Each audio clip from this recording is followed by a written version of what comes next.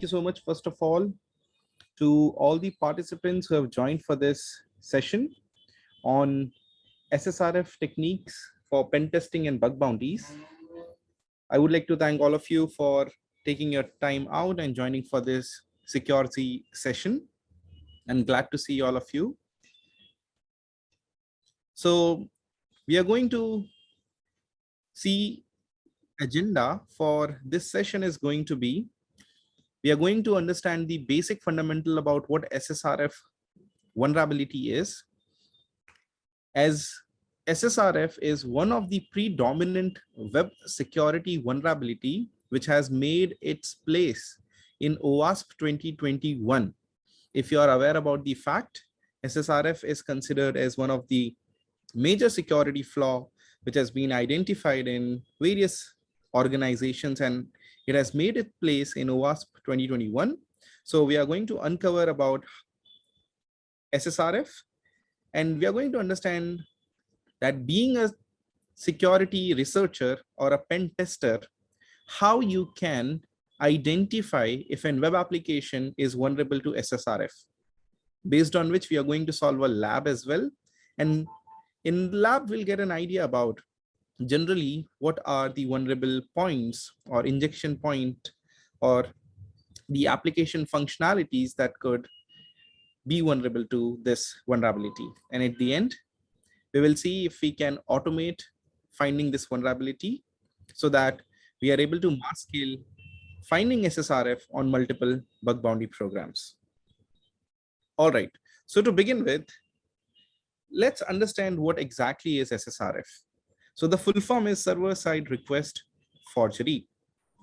Now this is a web-based vulnerability, which means web applications or websites, for example, www.example.com, is vulnerable to this specific category of vulnerability, or any of its subdomain could also be vulnerable to SSRF.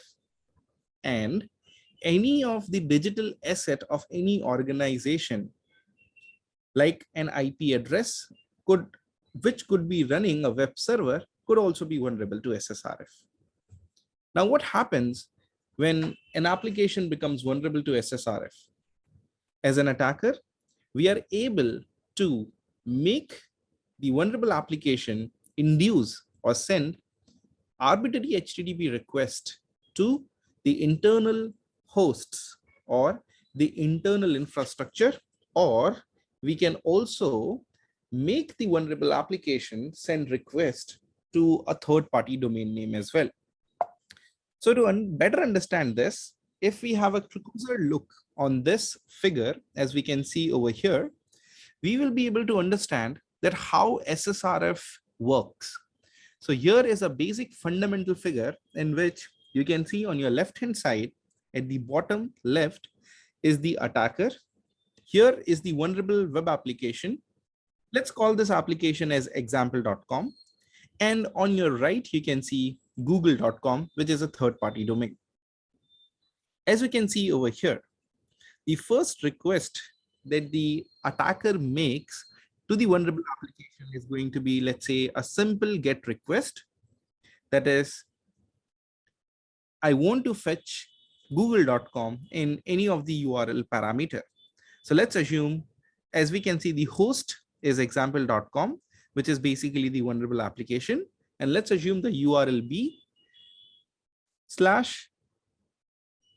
/www.example.com/index.php URL equals to.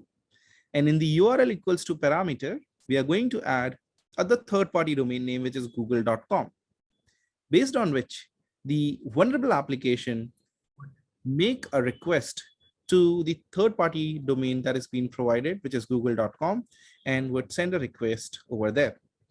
Now, as a request has been created to the third-party domain google.com, that third-party domain would then basically send a response back to the vulnerable application, which can be viewed by the attacker. Interestingly, in modern days, we have seen organizations' infrastructure migrating to cloud service providers. Cloud service providers like Azure, AWS, GCP, which is Google, etc. If we see a web application like example.com is hosted on AWS infrastructure, let's say, then an attacker can induce a request with the vulnerable parameter to send a request to AWS server from which the secret key, access key, etc., which contains sensitive information for that entire AWS infra can be pulled by the attacker, from which the attacker can not only attack the web application, but by using those credentials can attack the entire AWS infrastructure for any organization.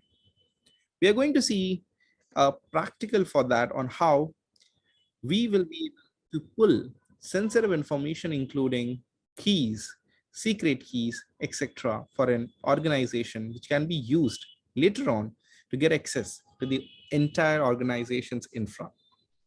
I hope every one of you have understood this. If yes, please let me know in the chat. You can acknowledge me by saying a yes so that we can proceed further.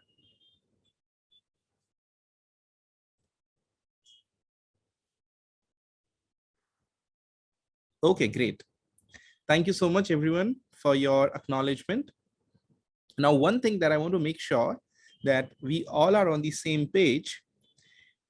The current example that we have seen is an example of an external SSRF in which the attacker induces the example.com to make an arbitrary HTTP request to a third-party domain, either google.com or maybe to the AWS server to fetch the internal keys or secret access keys or tokens. Similarly, this is known as external SSRF, and similarly, an attacker can make the vulnerable application send request to itself, that is, infrastructure or network which is behind a firewalled network, which could not be directly accessible to the attacker, or which is not public facing. Just for instance, which I'm going to show you a case study right now on Facebook, the attacker identifies example.com to be vulnerable to SSRF via URL parameter. Now the attacker tries to scan an internal network by sending a request to localhost. Let's say the request be something like this.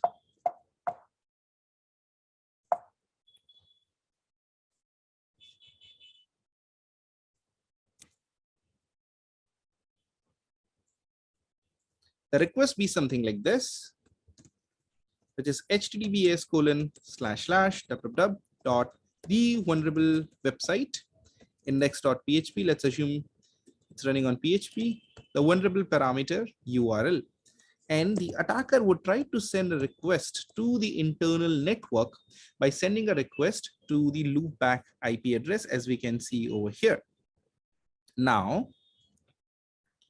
as the request is being sent to this loopback IP, the attacker can try to perform a port scan. So let's say the attacker runs a port scan on port 8080.